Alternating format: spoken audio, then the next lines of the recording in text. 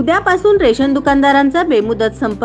राज्यातील गरजू आणि आर्थिक उत्पन्न कमी असलेल्या नागरिकांना 2 वेळचे चांगले जेवण मिळावे यासाठी सरकारमार्फत कमी पैशात रेशन पुरवले जाते. रेशनचे धान्य खाणाऱ्या सर्वच नागरिकांसाठी आता मोठी बातमी समोर आली आहे. नवीन वर्षाच्या पहिल्याच दिवशी म्हणजे 1 जानेवारीपासून राज्यभरातील रेशन दुकानदाराचा बेमुदत संप सुरू होणार आहे. याबाबत मिळालेल्या अधिक माहितीनुसार रेशन दुकानदारांच्या विविध मागण्या अद्यापही प्रलंबित आहेत. या मागण्या पूर्ण व्हाव्यात यासाठी देश पातळीवर all India fair price shop dealers federation उद्यापासून बेमुदत संप पुकारणार असल्याचे जाहीर केले आहे.